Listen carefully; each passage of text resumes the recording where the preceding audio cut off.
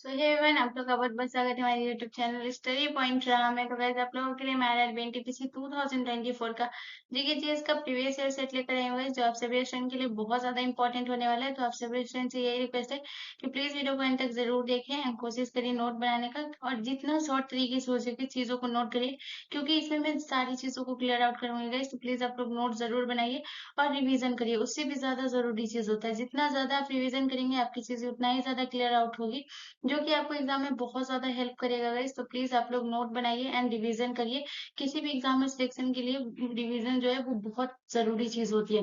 तो चलिए गाइस, ये आरआरबी एनटीपीसी 2024 के जीके जीएस के प्रीवियस ईयर सेट को स्टार्ट करते हैं। और आज का जो सेट है वो हमारा सेट 19 है, ये आपको ध्यान रखना है। आरआरबी एनटीपीसी का सेट 19 है गाइस आज का। तो चलिए, आज का हमारा पहला प्रश्न है, क्वेश्चन नंबर 1 है गाइस। क्वेश्चन नंबर 1 हमसे कह रहा है कि आरएनए का प्राथमिक कार्य निम्नलिखित में से क्या होता है। तो आपको बताना है कि आरएनए का जो प्राथमिक कार्य होता है वो क्या होता है। तो आपके ऑप्शन है प्रोटीन संश्लेषण, ऑप्शन बी प्रकाश संश्लेषण, ऑप्शन सी प्रकृति बनाना, या ऑप्शन डी अनुवाद करना। सो इसका जो करेक्ट आंसर होगा वो होगा option A is the correct answer. RNA का जो प्राथमिक कार्य होता है प्रोटीन संश्लेषण में सहायता करना, आरएनए का प्राथमिक कार्य होता है, ये आपको ध्यान रखना है।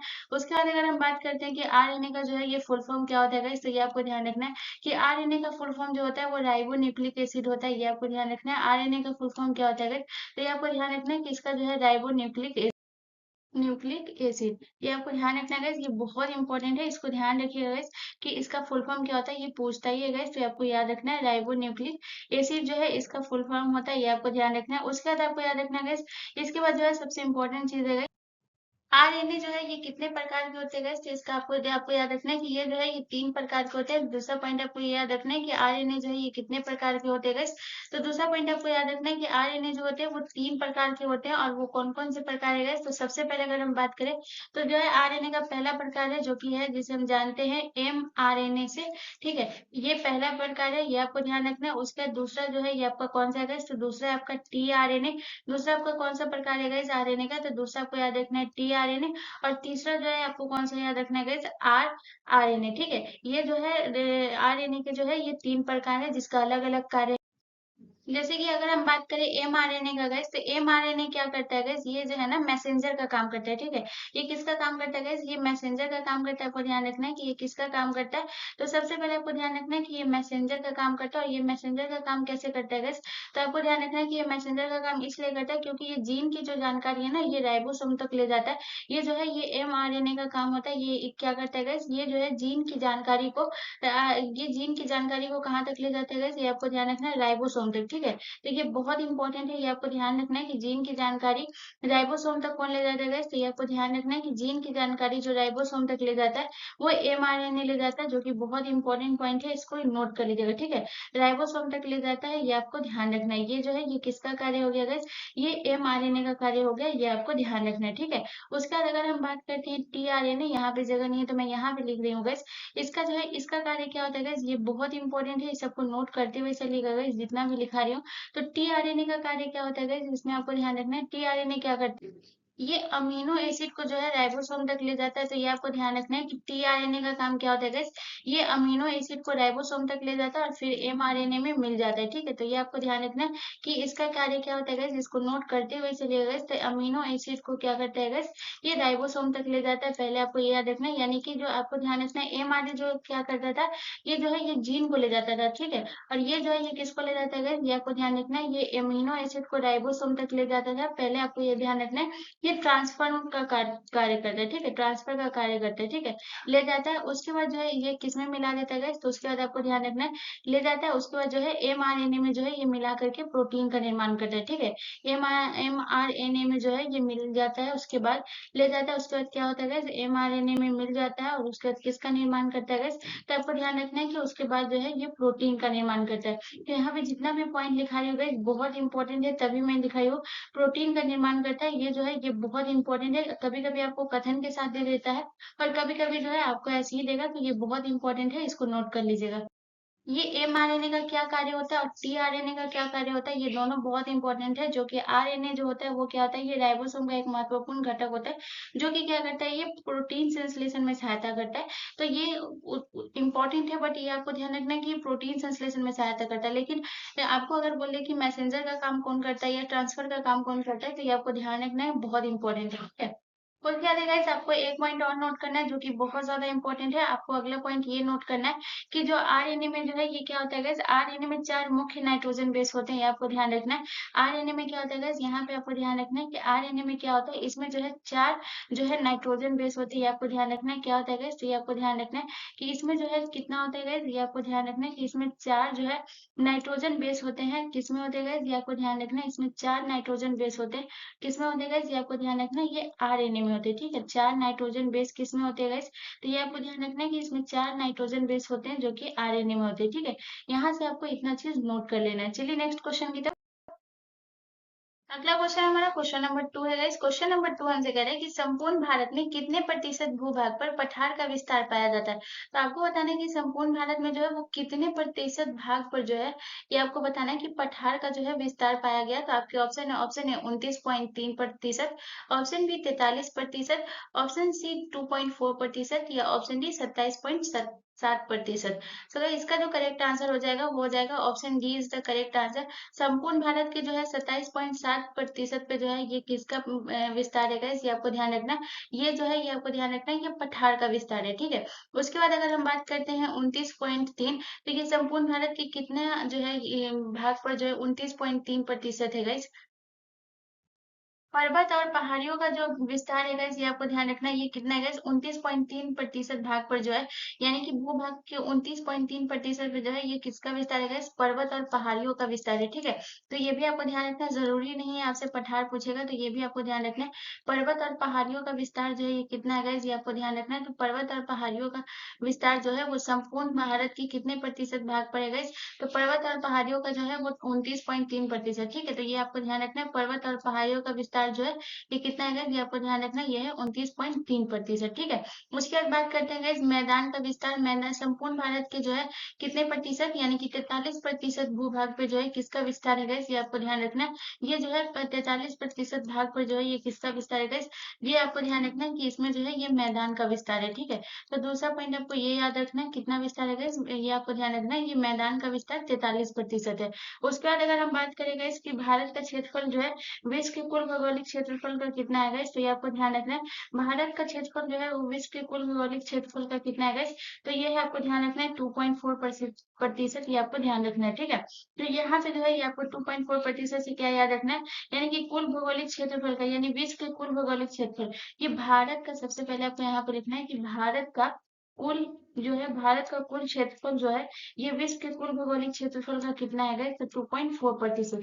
ये भी बहुत इंपॉर्टेंट है और ये आपका प्रीवियस ईयर प्रश्न था। तो भारत का कुल कुल क्षेत्रफल, ये आपको ध्यान रखना है, भारत का क्षेत्रफल विश्व के कुल भौगोलिक क्षेत्रफल से, ठीक है। ये भी पॉइंट आपको याद रखना है, विश्व के कुल भौगोलिक क्षेत्रफल का कितना है गाइस, ये आपको ध्यान रखना है। तो विश्व के कुल भौगोलिक क्षेत्रफल का जो है ये कितना है गाइस, ये आपको ध्यान रखना है 2.4%, जो कि बहुत इंपॉर्टेंट पॉइंट है, इसको भी ध्यान रखिएगा। अब बात करते हैं गाइस पठार के बारे में। तो आपने सुना होगा कि जो सब विश्व का सबसे ऊंचा पठार, जिसे दुनिया की छत भी कहा जाता है, तो आपको याद रखना है कि दुनिया की छत जो है वो कौन से पठार को कहा गया है गाइस, ये आपको ध्यान रखना है। पठार से रिलेटेड एक बहुत इंपॉर्टेंट प्रश्न है गाइस, तो ये आपको ध्यान रखना है कि दुनिया का छत जो है ये कौन सी पठार को कहा गया है गाइस, ये आपको ध्यान रखना है। तो दुनिया की छत जो है ये कौन सी पठार को कहा गया है, ये आपको पता होगा। तो अगर पता है तो ठीक है, नहीं पता है तो ध्यान रखिएगा कि जो है पामीर का पठार को जो है कौन सा पठार कहा गया, पामीर के पठार को जो है ये दुनिया का छत कहा गया, ठीक है। पामीर का पठार जो है ये आपको ध्यान रखना है, इसे दुनिया का छत कहा गया। क्योंकि पामीर के पठार को दुनिया का छत इसीलिए कहा गया है क्योंकि ये जो है ये विश्व का सबसे ऊंचा पठार है, ठीक है। ये आपको ध्यान रखना है कि पामीर का पठार जो है क्या है guys, ये आपको ध्यान रखना है, ये जो है विश्व का सबसे ऊंचा पठार है, ये भी आपको ध्यान रखना है। विश्व का ऊंचा पठार जो है ये कौन है guys, ये आपको ध्यान रखना है। विश्व का सबसे ऊंचा पठार जो है ये कौन है guys, ये आपको ध्यान रखना है, ये जो है पामीर का पठार, जिसे दुनिया का छत भी कहा गया। अगर हम भारत के पठार के बारे में बात करें गाइस तो भारत के पठार से रिलेटेड आपको 2-3 पॉइंट आपको याद रखना है। अगर हम भारत के पठार की बात करें गाइस तो भारत के पठार में कौन-कौन सा जो है जो कि आपके भारत का पठार है ये आपको ध्यान रखना है। तो अगर हम बात करें भारत के पठार में तो सबसे पहले आपने सुना होगा जैसे कि आपको याद रखना है जैसे कि छोटा नागपुर का पठार, ठीक है? ये जो है आपने सुना होगा कि छोटा नागपुर का पठार पहले आपको ये याद रखना है। कौन सा पठार गाइस? तो पहले आपको याद रखना है छोटा नागपुर का पठार। ये सब जो है ये कहाँ है गाइस? तो छोटा नागपुर का पठार जो है ये आपके भारत में, ये आपको ध्यान रखना है छोटा नागपुर का पठार। उसके बाद आपको दूसरा आपको याद रखना है जो कि भारत के पठार में है, भारत का प्रमुख पठार है, ये आपको ध्यान रखना है। उसके बाद जो छोटा नागपुर का पठार हो गया, उसके बाद आपको याद रखना है दक्कन का पठार। उसके बाद कौन सा पठार है याद रखना है गाइस? दक्कन का जो है पठार ये आपको याद रखना है। उसके बाद जो है आपका जो है भारत के पठार में जो भी प्रमुख है ये आपको याद रखना है। आपका जो है हो गया बुंदेलखंड का पठार, मालवा का पठार, ये सब जो है भारत का प्रमुख पठार है, ये भी आपको ध्यान रखना है, ठीक है? चलिए इसको नोट कर लीजिएगा। चलिए नेक्स्ट क्वेश्चन की तरफ। अगला क्वेश्चन हमारा क्वेश्चन नंबर 3 है गाइस। क्वेश्चन नंबर 3 हमसे कह रहा है कि भारत में सबसे अधिक रामसर साइट निम्न में से किस राज्य में है? सबसे ज्यादा इंपॉर्टेंट प्रश्न है गाइस, मोस्ट इंपॉर्टेंट प्रश्न है गाइस, ये आपको ध्यान रखना है। तो आपको बताना है कि भारत में जो है सबसे अधिक जो रामसर साइट है वो किस राज्य में है। तो आपके ऑप्शन ए हिमाचल प्रदेश में, ऑप्शन बी उड़ीसा में, ऑप्शन सी उत्तर प्रदेश में, या ऑप्शन डी तमिलनाडु में। सो गाइस इसका जो करेक्ट आंसर होगा वो होगा option D is the correct answer. Bharat में सबसे अधिक जो रामसर साइट है ये आपके तमिलनाडु में, ठीक है? अगर हम बात करें कि तमिलनाडु में जो है ये कितना रामसर साइट है गाइस, तो ये आपको ध्यान रखना है कि इसमें जो है रामसर साइट तमिलनाडु में जो है ये टोटल 18 जो है रामसर साइट है, ये आपको ध्यान रखना है। ये कितना है गाइस? तो ये आपको ध्यान रखना है कि टोटल 18 रामसर साइट है। कहाँ है गाइस? ये आपको ध्यान रखना है, ये कहाँ? तमिलनाडु में, ठीक है? इसके बाद जो है अगर हम बात करेंगे कि इसके बाद जो है सबसे ज्यादा कहाँ है गाइस, तो ये आपको ध्यान रखना है। इसके बाद जो है सबसे ज्यादा उत्तर प्रदेश में, और उत्तर प्रदेश में जो है ये कितना रामसर साइट है गाइस, तो ये आपको ध्यान रखना है कि उत्तर प्रदेश में जो है ये 10 रामसर साइट है, ठीक है? ये आपको ध्यान रखना है कि उत्तर प्रदेश में कितने रामसर साइट है गाइस। मोस्ट इंपॉर्टेंट प्रश्न है, इसमें जितना भी मैं लिखाऊंगी सब बहुत इंपॉर्टेंट है गाइस, ध्यान रखिएगा, ठीक है? तो अगर हम उत्तर प्रदेश की बात करें तो उत्तर प्रदेश में जो है ये टोटल आपका जो है कितना रामसर साइट है? 10 रामसर साइट है। और सबसे ज्यादा जो है तमिलनाडु में जो कि 18 रामसर साइट है, ठीक है? उसके बाद अगर हम बात करेंगे कि टोटल रामसर साइट जो है ये कितना, अगर हम टोटल की बात करते हैं गाइस कि टोटल रामसर साइट जो है ये कितना है गाइस, अगर हम टोटल की बात करें तो ये आपको ध्यान रखना है कि टोटल रामसर साइट जो है ये कितना है गाइस, ये है टोटल रामसर साइट जो है ये 85 है टोटल रामसर साइट, ये आपको ध्यान रखना है।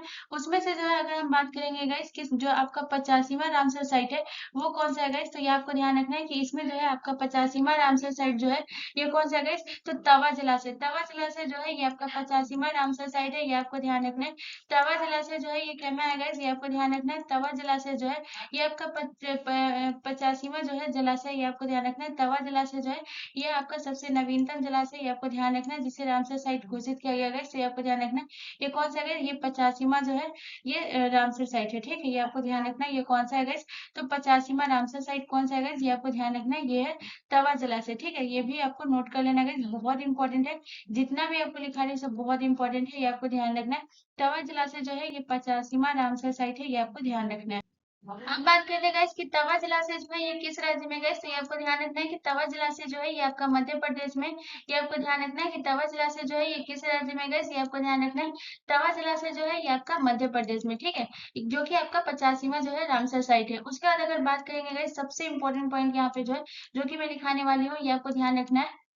भारत की पहली रामसर साइट, भारत की पहली रामसर साइट जो है ये कौन है गाइस, तो ये आपको ध्यान रखना है कि चिल्का झील। चिल्का झील जो है ये भारत की पहली रामसर साइट है, ये आपको ध्यान रखना है कि चिल्का झील जो है ये कौन है गाइस, तो ये आपको ध्यान रखना है कि चिल्का झील जो है ये भारत की पहली रामसर साइट है। मोस्ट इंपोर्टेंट प्रश्न है गाइस, ये आपको ध्यान रखना है। भारत की पहली रामसर साइट कौन सी है गाइस, तो ये आपको ध्यान रखना है चिल्का झील, जो कि भारत की पहली रामसर साइट है, ये आपको ध्यान रखना है। ये भारत की पहली रामसर साइट है।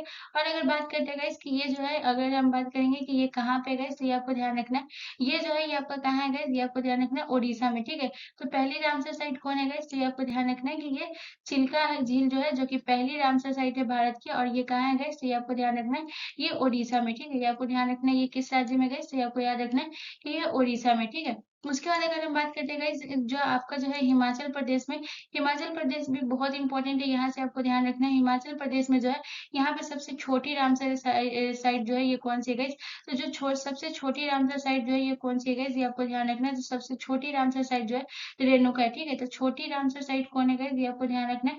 तो छोटी रामसर साइट जो है ये कौन है गाइस, ये आपको ध्यान रखना है। छोटी रामसर साइट जो है ये रेणुका है, ये आपको ध्यान रखना है। कौन, क्या नाम है गाइस इसका, रेणुका, जो कि कहाँ है गाइस, ये आपको ध्यान रखना है। रेणुका आदर भूमि जो कि कहाँ है गाइस, ये आपको ध्यान रखना है। ये हिमाचल प्रदेश में मोस्ट इंपोर्टेंट प्रश्न है, इसको ध्यान रखिएगा, ठीक है। उसके बाद बात करते हैं गाइस सबसे बड़ी रामसर साइट। तो अगर हम बात करते हैं कि भारत की जो है सबसे बड़ी रामसर साइट कौन है गाइस, तो ये आपको ध्यान रखना है कि सबसे बड़ी रामसर साइट जो है वो कौन है गाइस, ये आपको ध्यान रखना है। सबसे बड़ी रामसर साइट जो है वो है गाइस, आपको याद रखना है सुंदरवन, ठीक है। तो सबसे बड़ी रामसर साइट कौन सी है गाइस, ये आपको ध्यान रखना है। तो ये जो है सबसे बड़ी रामसर साइट जो है ये कौन सी है गाइस, सुंदरवन है, ये आपको ध्यान रखना है। तो यहाँ पे जो है सबसे लंबी, सबसे पहली और सबसे बड़ी, ये सब याद रखिएगा गाइस, बहुत इंपॉर्टेंट है। तो सबसे बड़ी रामसर साइट कौन है गाइस, ये आपको ध्यान रखना है। तो सबसे बड़ी रामसर साइट जो है ये आपको ध्यान रखना है, ये कौन है, सुंदरवन, जो कि आपका कहाँ है गाइस, तो ये आपका जो है ये कहाँ है गाइस, ये आपको ध्यान रखना है पश्चिम बंगाल में, ठीक है। ये आपका कहाँ है गाइस, तो ये आपको ध्यान रखना है कि सबसे बड़ी रामसर साइट जो है ये कौन है गाइस, ये आपका ध्यान रखना है सुंदरवन, जो कि ये कहाँ है गाइस, ये आपको ध्यान रखना है पश्चिम बंगाल में।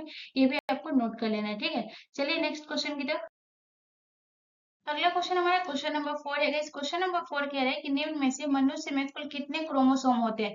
तो आपको बताना है कि मनुष्य में जो है क्रोमोसोम की संख्या जो है ये कितनी है। तो आपके ऑप्शन है, option A 36 chromosome, option B 46 chromosome, option C 48 chromosome, या ऑप्शन डी 26 क्रोमोसोम। सो इसका जो करेक्ट आंसर होगा वो होगा option B is the correct answer. मनुष्य में कुल कितने क्रोमोसोम होते हैं तो ये आपको ध्यान रखना है कि टोटल जो है ये 46 क्रोमोसोम होते हैं। ये आपको ध्यान रखना है, जो कि ये जोड़ों में अगर पूछे कि ये कितने जोड़े होते हैं तो ये आपको ध्यान रखना है कि ये जो है 23 जोड़ों में होते हैं। ये आपको ध्यान रखना है कितने जोड़ों में होते हैं, तो इसे 23 जोड़ों में विभाजित किया गया है, ये भी आपको ध्यान रखना है। उसके बाद जो है सबसे इंपॉर्टेंट पॉइंट आपको ये याद रखना है कि इसमें जो है 46 क्रोमोसोम है, जो सबसे इंपॉर्टेंट पॉइंट आपको कौन सा याद रखना है, इसमें आपको याद रखना है कि जो आपका जो है 22 जोड़ा जो ऑटोसोम होता है, ये आपको ध्यान रखना है। 22 जोड़ा ऑटोसोम जो होता है, ये जो है ये 22 जोड़े जो है ये ऑटोसोम होते हैं, ठीक है। ये आपको ध्यान रखना है 22 जोड़े जो है ये क्या होते हैं गाइस, तो ये आपको ध्यान रखना है कि ये जो है 22 जोड़े जो है ऑटोसोम होते हैं। ये मोस्ट इंपोर्टेंट पॉइंट है, ध्यान रखना है कि क्या होते हैं गाइस, 22 जोड़े जो है ये आपके ऑटोसोम होते हैं, ठीक है। ये आपको ध्यान रखना है, ये बहुत इंपॉर्टेंट पॉइंट है, इसको ध्यान रखिएगा। 22 जोड़ा जो है ऑटोसोम होते हैं, और जो एक जोड़ा होता है गाइस, जहाँ पे यहाँ पे मैं बताई हूँ कि टोटल आप इसमें जो है 23 जोड़ा क्रोमोसोम होता है, यानी अगर हम जोड़ों की अगर बात करेंगे तो 23 जोड़ा, अगर हम कुल सीधा बात करेंगे तो ये 46 क्रोमोसोम होते हैं, जिसमें से अगर 22 जोड़ों से अगर हम बात करें तो ये जो है ये आपका कितना क्रोमोसोम हो गया गाइस, तो ये आपको ध्यान रखना है 44 जो है ये आपका ऑटोसोम होता है, ये आपको ध्यान रखना है। और जबकि एक जोड़ा जो होता है ये आपको ध्यान रखना है, एक जोड़ा जो होता है वो आपका कौन सा होता है गाइस, एक जोड़ा जो क्रोमोसोम होता है ये आपको ध्यान रखना है। एक जोड़ा जो क्रोमोसोम होता है वो क्या होता है गाइस, तो एक जोड़ा क्रोमोसोम जो होता है वो सेक्स क्रोमोसोम होता है, ठीक है, जो कि लिंग का निर्धारण करता है। तो एक जोड़ा जो है ये आपका क्या होता है गाइस, एक जोड़ा जो होता है ये आपका सेक्स क्रोमोसोम होता है, ये आपको ध्यान रखना है। एक जोड़ा जो है ये क्या होता है गाइस, तो ये आपको ध्यान रखना है कि एक जोड़ा जो है ये आपका सेक्स क्रोमोसोम होता है, ये आपको ध्यान रखना है। एक जोड़ा क्या होता है गाइस, ये आपको ध्यान रखना है, एक जोड़ा जो है सेक्स क्रोमोसोम होता है, यहाँ पे आपको ये नोट कर लेना है, ठीक है, जो कि लिंग का निर्धारण करता है। उसके बाद बात करते हैं जो आपका क्रोमोसोम होता है वो किससे बना होता है गाइस, तो ये भी आपको ध्यान रखना है। तो अगर हम क्रोमोसोम की बात करें तो आपको ध्यान रखना है इसका जो है संरचना कैसे होता है गाइस। तो अगर हम क्रोमोसोम की संरचना की बात करें तो ये डीएनए के लंबे धागों से बना होता है, आपको याद रखना है। ये क्या कर इसकी संरचना क्या है गाइस, तो ये डीएनए के जो है लंबे धागों से बना होता है, ये भी आपको ध्यान रखना है। ये क्या होता है गाइस, डीएनए के लंबे धागों से बना होता है, ठीक है, ये भी आपको ध्यान रखना है। उसके बाद आपको याद रखना है डीएनए के लंबे धागों से तो बना होता है, उसके बाद आपको याद रखना है जो कि ये किसके साथ जुड़ा होता है, कि हिस्टोन प्रोटीन के साथ, ठीक है। तो डीएनए के लंबे धागों से बना होता है, ये आपको ध्यान रखना है, जो कि जो है ये किससे जुड़ा होता है, तो हिस्टोन जो है प्रोटीन होता है गाइस, ये आपको ध्यान रखना है। जो हिस्टोन प्रोटीन होता है इसके साथ जो है ये जुड़ा होता है, ठीक है। तो ये भी आपको ध्यान रखना है, ये किसके साथ जुड़ा होता है, तो हिस्टोन प्रोटीन के साथ जो है ये जुड़ा होता है, ये भी आपको ध्यान रखना है। हिस्टोन प्रोटीन से जो है जुड़ा होता है। मोस्ट इंपोर्टेंट पॉइंट है गाइस, इसको ध्यान रखिएगा कि ये डीएनए के लंबे धागों से बना होता है, पहले आपको ध्यान ये याद रखना है। उसके बाद आपको याद रखना है बना होता है, उसके बाद हिस्टोन जो प्रोटीन होता है उससे ये जुड़ा होता है, ये भी आपको ध्यान रखना है, ठीक है। उसके बाद बात करते हैं कि क्रोमोसोम की जो है खोज किसने की थी गाइस, तो ये भी आपको ध्यान रखना है। अगर हम इसकी खोज की बात करें कि इसकी खोज किसने की थी गाइस, तो ये आपको ध्यान रखना है कि 1842 में जो है इसकी खोज हुई थी। और इसकी खोज किसने की थी गाइस, तो ये आपको ध्यान रखना है कार्ल विल्हेम ने जो है इसकी खोज की थी। ये आपको ध्यान रखना है 1842 में जो है इसकी खोज किसने की थी गाइस क्रोमोसोम की, तो ये भी आपको ध्यान रखना है। कार्ल विल्हेम जो है ये इसकी खोज की थी, ये भी आपको ध्यान रखना है। मोस्ट इंपोर्टेंट प्रश्न है guys, ये जितना भी लिखा है वो सब नोट करते हुए चलिएगा, क्योंकि मैं सारी चीजों को क्लियर कर रही हूँ। चलिए नेक्स्ट क्वेश्चन की तरफ। अगला क्वेश्चन हमारा क्वेश्चन नंबर 5 है गाइस। क्वेश्चन नंबर 5 कह रहा है कि निम्नलिखित में से भारत की सबसे लंबी नदी कौन सी है। तो आपको बताना है कि सबसे लंबी नदी जो है भारत की सबसे लंबी नदी वो कौन सी है। तो आपके ऑप्शन है, ऑप्शन ए गंगा नदी, ऑप्शन बी गोदावरी नदी, ऑप्शन सी कृष्णा नदी या ऑप्शन डी ब्रह्मपुत्र नदी। सो गाइस इसका जो करेक्ट आंसर होगा वो होगा option A is the correct answer. Bharat की सबसे लंबी नदी जो है ये आपको ध्यान रखना है, ये कौन सी नदी है गाइस, तो ये आपको याद रखना है ये गंगा नदी है।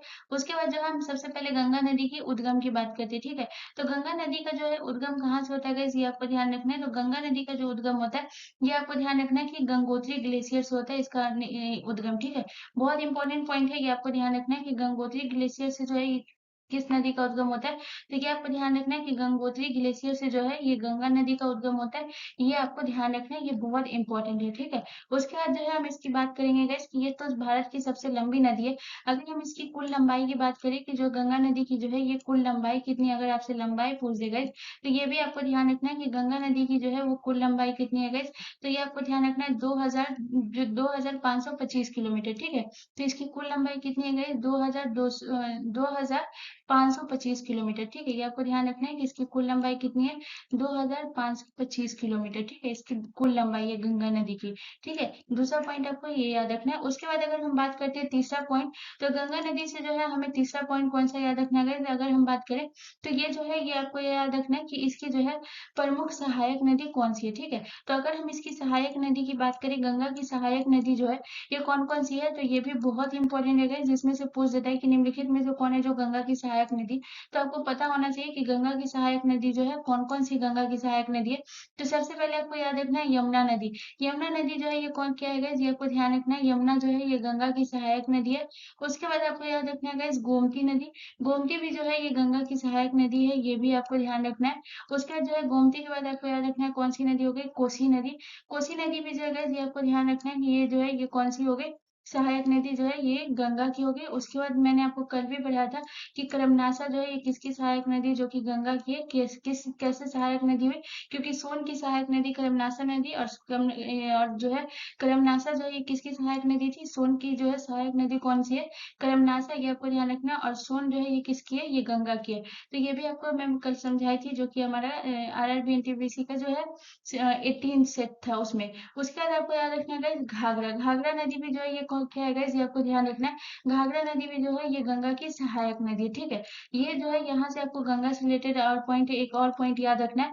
और आपको जो है आखिरी पॉइंट कौन सा याद रखना है गंगा से guys, तो ये आपको याद रखना है कि गंगा नदी का जो है संगम कहाँ होता है guys। तो अगर हम गंगा नदी के संगम की बात करें कि गंगा नदी का जो है संगम कहाँ होता है guys, तो ये आपको ध्यान रखना है प्रयागराज में जो है गंगा नदी का संगम होता है। ये आपको ध्यान रखना है कहाँ होता है guys, तो ये आपको ध्यान रखना है प्रयागराज, जो कि इसका नाम क्या है guys, जिसे हम इलाहाबाद के नाम से भी जानते हैं guys। ये आपको ध्यान रखना है इलाहाबाद के नाम से भी जानते हैं, ये कौन सा है guys, यहाँ जो है गंगा नदी का संगम होता है। ये आपको ध्यान रखना है जहाँ जो है कौन कौन सी नदी मिलती है। तो ये आपको ध्यान रखना है, अगर संगम में बात करें तो गंगा, जमुना और सरस्वती, ये तो आप लोगों को पता सुना ही होंगे। तो गंगा जो है, उसके बाद जो है गंगा, उसके बाद जो है यमुना। अगर आपसे क्वेश्चन पूछेगा कि प्रयागराज में जो है गंगा की कौन सी सहायक नदी जो है ये मिलती है, ये आपको ध्यान रखना है। तो आपको याद रखना है कि यमुना, यमुना जो है ये गंगा से कहाँ मिलती है, इस प्रयागराज में मिलती है। तो ये आपको ध्यान रखना है गंगा, यमुना। और उसके बाद आपको याद रखना है सरस्वती, जो कि अभी जो है इसे माना जाता है कि ये विलुप्त हो चुकी है, ठीक है। तो इसका जो संगम कहाँ होता है guys, ये आपको ध्यान रखना है प्रयागराज में। उसके बाद जो है guys, मैं यहाँ पे 2-3 पॉइंट आपको ब्रह्मपुत्र नदी से लिखाती हूँ guys, जो कि बहुत ज्यादा इंपॉर्टेंट है। तो आपको याद रखना है कि भारत की सबसे चौड़ी नदी कौन सी है guys, तो ये भारत की सबसे चौड़ी नदी है जो कि ब्रह्मपुत्र नदी है, ठीक है। ये आपको ध्यान रखना है, ये भारत की सबसे चौड़ी नदी है, ये आपको ध्यान रखना है। भारत की सबसे चौड़ी नदी कौन सी है गाइस, ये ब्रह्मपुत्र नदी है, ये आपको ध्यान रखना है। उसके बाद जो है दूसरा पॉइंट आपको ये याद रखना है, इसकी अगर हम ब्रह्मपुत्र नदी की जो है कुल लंबाई की अगर हम बात करें कि ब्रह्मपुत्र नदी की जो है कुल लंबाई कितनी है गाइस, जो कि इसका भारत में कितना लंबाई है, ये तो ये भी आपको याद रखना है। तो अगर ब्रह्मपुत्र नदी की कुल लंबाई की बात करें गाइस, ये भी बहुत इंपॉर्टेंट है, इसको ध्यान रखिएगा। तो ब्रह्मपुत्र नदी की जो है वो कुल लंबाई 2900 किलोमीटर, ठीक है। तो अगर हम इसकी कुल लंबाई की बात करें कि ब्रह्मपुत्र नदी की कुल लंबाई कितनी है गाइस, तो इसकी जो कुल लंबाई है ये 2900 किलोमीटर जो है इसकी कुल लंबाई है, ये आपको ध्यान रखना है। उसके बाद अगर हम इसकी भारत की बात करें कि भारत में जो है इसकी लंबाई कितनी है गाइस, तो अगर आपको याद रखना है कि भारत में जो है ये आपको याद रखना है ब्रह्मपुत्र नदी की जो लंबाई है वो 916 किलोमीटर जो है ये आपको ध्यान रखना है, ये भारत में इसकी लंबाई है। 916 किलोमीटर जो है ये क्या है, इस भारत में इसकी लंबाई है, ये भी आपको ध्यान रखना है, ठीक है। तो ये जो 2 पॉइंट बहुत इंपॉर्टेंट है, ये याद रखिएगा। चलिए नेक्स्ट क्वेश्चन की तरफ। अगला क्वेश्चन हमारा क्वेश्चन नंबर 6 है। इस क्वेश्चन नंबर 6 हमसे कह रहा है कि चेरियल पेंटिंग किस राज्य की सांस्कृतिक प्रतीक है। तो आपको बताना है कि चेरियल पेंटिंग जो है ये किस राज्य की सांस्कृतिक प्रतीक है। गाइस मोस्ट इंपोर्टेंट प्रश्न है, ध्यान रखना है। तो आपके ऑप्शन है Gujarat, option B Maharashtra, option C Tamil Nadu या ऑप्शन डी तेलंगाना। सो इसका जो करेक्ट आंसर होगा वो होगा option D is the correct answer. Cheriyal painting जो है ये किस राज्य की सांस्कृतिक प्रतीक है गाइस, तो ये आपको ध्यान रखना है तेलंगाना की है गाइस, ये आपको बहुत इंपॉर्टेंट है, ये भी ध्यान रखना है, ठीक है। उसके बाद अगर हम गुजरात की बात करें, गुजरात की जो है ये प्रसिद्ध पेंटिंग कौन सी है गाइस, तो आपको ये ध्यान रखना है। गुजरात की जो है ये आपको याद रखना है पिथौरा और अथिया जो है ये किसकी पेंटिंग है गाइस, तो ये आपको ध्यान रखना है पिथौरा, ठीक है। पिथौरा जो है पेंटिंग ये किस राज्य की गाइस, आपको ध्यान रखना है पिथौरा जो है ये गुजरात की है। और उसके बाद आपको याद रखना है अथिया, ये जो 2 पेंटिंग आपको याद रखना है ये कहाँ की है गाइस, ये आपको ध्यान रखना है, ये जो है ये गुजरात की है, ये आपको ध्यान रखना है, ठीक है। उसके बाद अगर हम बात करते हैं गाइस तमिलनाडु की, तमिलनाडु की जो है ये कौन सी पेंटिंग है गाइस, तो आपको ध्यान रखना है तंजौर, तंजौर पेंटिंग जो है ये कहाँ की है गाइस, तो ये आपको ध्यान रखना है तंजौर पेंटिंग जो है ये तमिलनाडु की है, ये पहला पॉइंट आपको ये याद रखना है। उसके बाद अगर हम दूसरा की बात करें तंजौर, और दूसरा आपको याद रखना है कोल्लम, ये 2 पेंटिंग जो है ये कहाँ की है गाइस, तो ये आपको ध्यान रखना है ये जो है तमिलनाडु की है, ये आपको याद रखना है। उसके बाद अगर हम महाराष्ट्र की बात करें गाइस, महाराष्ट्र की जो है कौन सी पेंटिंग जो है, तो आपको याद रखना है वारली पेंटिंग, वारली पेंटिंग जो है ये कहाँ की है गाइस, तो आपको ध्यान रखना है वारली पेंटिंग जो है ये कहाँ की है गाइस, तो आपको ध्यान रखना है वारली पेंटिंग जो है ये महाराष्ट्र की, ये भी आपको ध्यान रखना है। वारली पेंटिंग कहाँ की है गाइस, ये आपको ध्यान रखना है महाराष्ट्र की, ठीक है। उसके बाद बात करते हैं तेलंगाना की, जो कि चेरियल पेंटिंग है, ये आपको याद रखना है। उसके बाद सबसे इंपॉर्टेंट पॉइंट है जो कि हम बिहार से, आपको याद रखना है, जो कि बहुत ज्यादा ट्रेंड करता है गाइस ये क्वेश्चन, कि मिथिला पेंटिंग हो गया या मधुबनी पेंटिंग हो गया, ये कहाँ की है गाइस, तो ये आपको ध्यान रखना है कि मधुबनी पेंटिंग हो गया या फिर मिथिला पेंटिंग हो गया, ये कहाँ की है गाइस, तो ये आपको ध्यान रखना है ये जो है ये बिहार की, ठीक है। ये बहुत इंपॉर्टेंट प्रश्न है, तो इसको ध्यान रखिएगा कि मधुबनी और मिथिला जो है ये कहाँ की पेंटिंग है गाइस, तो ये आपको ध्यान रखना है कि मधुबनी और मिथिला पेंटिंग जो है ये बिहार की है, ठीक है। तो ये भी आपको ध्यान रखना है ये किस राज्य की है गाइस, तो ये बिहार की है, ये आपको ध्यान रखना है। उसके बाद जो है आपको और याद रखना है पैथकर, पैथकर पेंटिंग जो है ये कहाँ की है गाइस, तो ये आपको ध्यान रखना है पैथकर, पैथकर पेंटिंग जो है ये कहाँ की है गाइस, तो ये आपको ध्यान रखना है पैथकर पेंटिंग जो है ये झारखंड की, ठीक है। तो ये भी आपको याद रखना है कि पैथकर पेंटिंग जो है ये कहाँ की है गाइस, तो ये आपको ध्यान रखना है पैथकर पेंटिंग जो है ये आपके झारखंड की है, जो कि बहुत इंपॉर्टेंट है, ये भी आपको ध्यान रखना है, ठीक है। उसका जो है आपका हो गया मधुबनी और मिथिला हो गया, जो कि बिहार की है। दूसरा आपको याद रखना पैथकर पेंटिंग जो कि झारखंड की है। उसके बाद अगर हम तीसरा नंबर पे बात करते हैं गाइस, आपको याद रखना है गाइस चिकनकारी, चिकनकारी जो है ये कहाँ की पेंटिंग है गाइस, तो ये आपको ध्यान रखना है चिकनकारी जो है ये आपके उत्तर प्रदेश की पेंटिंग है, ये आपको ध्यान रखना है कि चिकनकारी जो पेंटिंग जो है ये कहाँ की है गाइस, तो ये आपको ध्यान रखना है चिकनकारी पेंटिंग जो है ये कहाँ की है, तो चिकनकारी पेंटिंग जो है गाइस ये आपको ध्यान रखना है ये उत्तर प्रदेश की, ठीक है। तो ये आपको ध्यान रखना है कि चिकनकारी पेंटिंग जो है ये कहाँ की है गाइस, तो ये जो है उत्तर प्रदेश की है, ये भी आपको ध्यान रखना है, ठीक है। उसके बाद आपको याद रखना है गाइस चौथा नंबर पे आपको याद रखना है गाइस कि कालीघाट, कालीघाट पेंटिंग जो है कहाँ की है गाइस, ये भी बहुत इंपॉर्टेंट है, याद रखिएगा गाइस। तो कालीघाट जो पेंटिंग है ये कहाँ की है गाइस, ये कोलकाता की, ठीक है। तो आपको आपसे अगर पूछे कि कालीघाट पेंटिंग जो है ये कहाँ की है गाइस, तो ये आपको ध्यान रखना है कि कालीघाट पेंटिंग जो है ये कहाँ की है गाइस, ये आपको ध्यान रखना है ये जो है ये पेंटिंग जो है ये कोलकाता की है, ठीक है। ये भी आपको ध्यान रखना है कालीघाट पेंटिंग कहाँ की है गाइस, तो ये आपको ध्यान रखना है कोलकाता की है। चलिए नेक्स्ट क्वेश्चन की, अगला क्वेश्चन हमारा क्वेश्चन नंबर 7 है गाइस। क्वेश्चन नंबर 7 कह रहा है कि वर्तमान में संविधान की 8वीं अनुसूची में कितनी भाषाएं सूचीबद्ध है। तो आपको बताना है कि संविधान की 8वीं अनुसूची में जो है वो कितनी भाषाओं को सूचीबद्ध किया गया है। तो आपके ऑप्शन है 22 भाषा को, ऑप्शन बी 20 भाषा को, ऑप्शन सी 26 भाषा को या ऑप्शन डी 28 भाषा को। सो गाइस इसका जो करेक्ट आंसर होगा वो होगा option A is the correct answer. वर्तमान में जो संविधान की 8वीं अनुसूची है इसमें कौन सी भाषा को सूचीबद्ध किया गया, कितनी भाषा को गाइस, तो ये आपको याद रखना है 22 भाषा को सूचीबद्ध किया गया। अगर हम बात करें कि वर्तमान में जो है ये कितनी अनुसूची है गाइस, तो ये आपको ध्यान रखना है कि वर्तमान में जो है ये 12 अनुसूचियाँ तो ये भी आपको ध्यान रखना है कि जिसमें 8वीं अनुसूची में जो भाषा के बारे में बताया गया है, ये आपको ध्यान रखना है। वर्तमान में कितनी अनुसूची है गाइस? तो ये आपको ध्यान रखना है। वर्तमान में जो है 12 अनुसूची है, ये आपको ध्यान रखना है, ठीक है? उसका जो है वो आपको ध्यान रखना है कि संविधान की 8वीं अनुसूची में जो 22 भाषाओं को जो है इसको सूचीबद्ध किया गया, तो इनमें से कौन-कौन सी भाषा है जिसको सूचीबद्ध किया गया है गाइस? तो सबसे पहले आपको ध्यान रखना है असमिया।